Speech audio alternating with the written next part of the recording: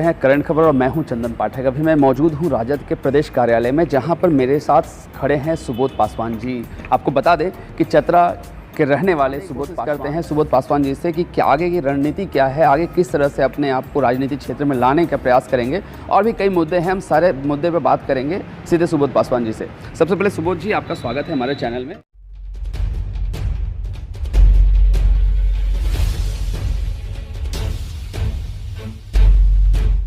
Channel में बहुत बहुत धन्यवाद आपका। अभी हालिया में राजद को लेकर सीएम हेमंत सोरेन के साथ कुछ बातें चल रही थी। कुछ हमारे जो अपने संजय प्रसाद यादव हैं, संजय सिंह यादव जी हैं, जिनका गार्ड को छीन लिया गया था, वापस ले लिया गया था। उस मुद्दे को लेकर हेमंत सोरेन से मुलाकात की गई थी। क्या कुछ मामला सामने आया, जरा बताएं विस्तार से। देखिए, पहली बात तो ये कि जो गार्ड को लेकर ऐसा कोई वो मामला नहीं है, एक शेड्यूल रूटीन है और रूटीन के तहत ही गार्ड को एक्सचेंज किया गया है। हमारे जो आला अधिकारी हैं, प्रदेश अध्यक्ष माननीय संजय सिंह यादव जी और प्रधान महासचिव संजय प्रसाद यादव जी और माननीय मंत्री सत्यानंद भोक्ता जी और सीएम से करीब 1 घंटे का बातचीत हुआ। और इस बातचीत में सभी पहलुओं पे हम लोग ने योगदान दिया। उनका जो कार्यक्रम चल रहा है जोहार यात्रा, इस जोहार यात्रा में महागठबंधन के सारे लोग शामिल होंगे और अपना झंडा बैनर लेकर इसमें शामिल होंगे और कार्यक्रम को सही तरीके से सफल बनाएंगे। और रही बात यहाँ पे गार्ड को लेकर, तो गार्ड को लेकर ऐसा कुछ ऑफिशियली हम लोग को मिला नहीं है। और दूसरी चीज़ ये है कि एक गार्ड का एक एक्सचेंज प्रोग्राम के तहत है, तो एक्सचेंज में ड्यूटी ऑन और ऑफ होते रहती है, तो बहुत जल्दी हम लोग का ये मसला जो है सुलझ जाएगा। आपके प्रदेश अध्यक्ष थोड़ा नाराज़गी थी। उन्होंने साफ और कल स्पष्ट शब्दों में बताया था कि सीएम से बीच में जो दूरियां होने के कारण इस तरह के दबाव आ रहे थे, इस तरह से हम लोग का बीच में वार्ता नहीं हो पा रही थी, इसी कारण थोड़ा मनमुटाव चल रहा था। क्या ये बात कितनी प्रतिशत सत्य है? देखिए, जहाँ महागठबंधन की सरकार है, कांग्रेस जेएमएम और आरजेडी की यहाँ पे सरकार है, और हम लोग ने मिलजुल कर हम लोग ने लड़ाई लड़ी है झारखंड में एक लंबी लड़ाई लड़ी है और बीजेपी को जड़ से उखाड़ने का हम लोगों ने काम किया है। ये जो ये विचारधारा था बीजेपी का, आदिवासी से आदिवासियों को लड़ा देना, ये शेड्यूल कास्ट से शेड्यूल कास्ट को लड़ा देना, या फिर जो झारखंड में उन लोग जो मुद्दा लेकर आए थे, मुद्दा को जनता ने नकार दिया। अब जो एक स्पष्ट बहुमत के साथ जेएमएम, कांग्रेस और आरजेडी का जो ये बहुमत मिला है, उस बहुमत को लेकर हम लोग आगे बढ़ रहे हैं। तो कहीं ना कहीं अगर किसी तरह का कोई बात होता है तो इस बात को हम लोग गार्जियन के समक्ष, जो हम लोग के जो गार्जियन थे या फिर जेएमएम के जो आला अधिकारी थे, बैठ कर हम लोग मुख्यमंत्री के साथ बातचीत किया और इस मामले को काफ़ी सुलझा लिया गया। बस बात इतनी सी है। अच्छा, अब सुबोध जी, एक बात और भी थी कि अभी जैसे आप चतरा क्षेत्र से बिलोंग करते हैं, चतरा में कई मुद्दों पर आपने आवाज़ भी उठाई थी। अभी मैं हालिया बात करूं कि चतरा में कुंदा में जो सड़क बन रही थी, उसको लेकर भी आपने बात उठाया था। वो बात कहां तक सफल रही, जरा हम जानने की कोशिश करते हैं आपसे। देखिए, कुंदा प्रतापपुर सड़क का हमने बात उठाई थी कि विगत 2 वर्ष होने को आए हैं और कुंदा प्रतापपुर की जो सड़क निर्माण कार्य है अभी अधूरा है। आए दिन यहाँ पर दुर्घटना होते रहती है और काफ़ी लोगों को चोटें और जान भी जा चुकी हैं और संवेदक को आज तक कान पे जू नहीं रेंगी है। ये सड़क निर्माण कार्य था, रमेश राम कंस्ट्रक्शन के द्वारा किया जा रहा था।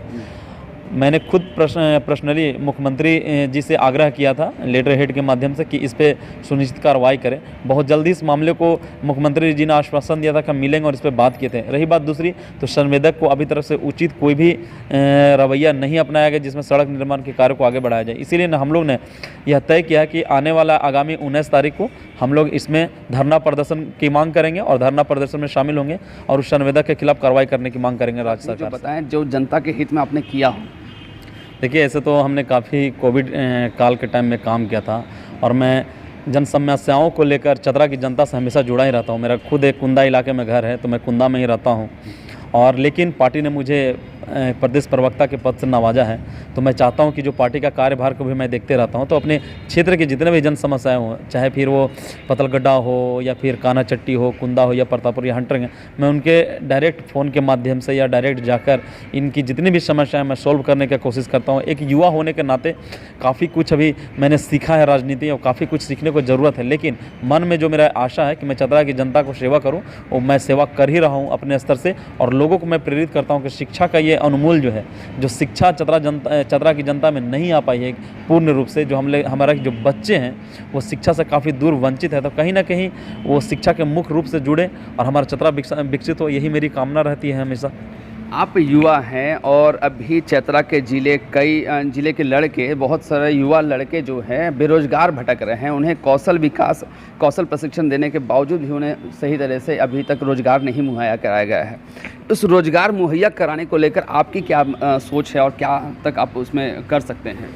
देखिए ये तो मैं आपकी बातों से इत्तेफाक नहीं रखता हूँ। हमारे ज़िले के जो मंत्री जी माननीय सत्यानंद भोक्ता जी, वो श्रम मंत्री, और कहीं ना कहीं हम लोग नियुक्ति पत्र जो नियुक्ति वर्ष महागठबंधन की ओर से हम लोग उसको जगह जगह बांट रहे हैं। और चतरा जिला में बेरोजगारी का मुद्दा है, लेकिन जो योग्य व्यक्ति हैं जो योग्यता के अनुसार काम कर रहे हैं, लोगों को रोज़गार भी मिल रहा है, लेकिन काफ़ी कुछ वहाँ पिछड़ापन है, या फिर शिक्षा ही मुद्दा नहीं, वहाँ पर बेरोजगारी मुद्दा है, प्लस में कि वहाँ बिजली का मुद्दा है, वहाँ स्थानीय लोगों को जल नहीं मिल पाता, ये सब मुद्दा है। लेकिन ये सब मुद्दे को हम लोग सोल्व करने का कोशिश कर रहे हैं और बहुत जल्दी सारे मुद्दों को हम लोग सोल्व कर लेंगे। मेरा प्रश्न ये नहीं था सुबोध जी, मेरा प्रश्न ये था कि आप युवा हैं और युवाओं को रोजगार दिलाने, इससे संबंधित आप क्या कुछ करना चाहते हैं अपने क्षेत्र में? पहले नंबर जो पलायन है, हमारे जो राज्य की जो व्यवस्था है, झारखंड राज्य की व्यवस्था, और राज्य में एक अग्रणी जिला जो चतरा है, हमारे यहाँ काफ़ी कोल माइंस है, 9 प्रोजेक्ट्स कोल माइंस के चलते हैं, और बाहरी लोग आकर ऑफिसर ग्रेड के लोग बनकर बैठे हैं वहाँ पे, और हम लोग के जो लोग हैं वहाँ के, उन लोग को रोज़गार तो मिलता है, 3rd और 4th ग्रेड का रोज़गार मिलता है। इसीलिए हम लोग का चतरा के जितने भी लोग हैं या युवा हैं, वो पढ़ लिख कर बाहर जाने का काम करते हैं, हरियाणा, पंजाब या अन्य राज्यों में काम करते हैं, जिससे आए दिन हम लोग को सुनने को मिलता है कि कहीं ना कहीं दुर्घटनाग्रस्त हो जाते हैं।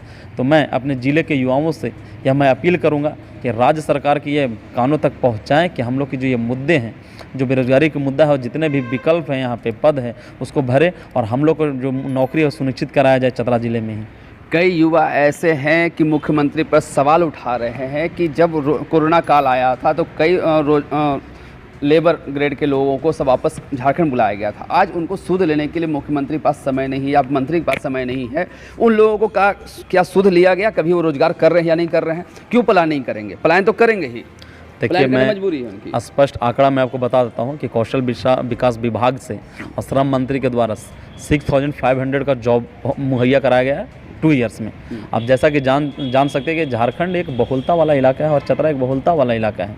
2 साल तो हम लोग का कोरोना में चला गया। बचा खुचा जो समय था, हम लोग युवाओं को रोजगार से जोड़ रहे हैं, स्किल डेवलपमेंट से जोड़ रहे हैं। यहाँ के जो हमारे ज़िले के जितना भी सारे लोग हैं, तरह तरह के प्रोग्राम चल रहे हैं, उस प्रोग्राम में लोगों को कनेक्टिविटी हम लोग पैदा कर रहे हैं कि कैसे आप राज्य की जो रोजगारी है उसके साथ जुड़े। सरकार कितने सारे कार्यक्रम चल रहे हैं, उस अनुसार हम लोग लोगों को रोजगार मुहैया करा रहे हैं। और हम लोग को जो सरकार है, महागठबंधन की जो सरकार है, वो नियुक्ति वर्ष निकाली है। उस नियुक्ति वर्ष के अनुसार हम लोग सरकार जब बन रही थी, गठबंधन की सरकार बन रही थी, तो हेमंत सोरेन ने एक वादा किया था कि अगर रोजगार नहीं दे पाएंगे तो 10,000 रुपया उन्हें। कहाँ गए वो वादे? हमारे यशस्वी मुख्यमंत्री हेमंत सोरेन जी के द्वारा नियुक्ति वर्ष निकाली गई है। इस नियुक्ति वर्ष में युवाओं को रोजगार सुना। अभी हमारे साथ से सुबोध पासवान प्रवक्ता हैं राजद के, और कई मुद्दों पर और भी बातचीत होते रहेगी। इसी तरह तमाम खबरों के लिए आप देखते रहें करंट खबर। धन्यवाद।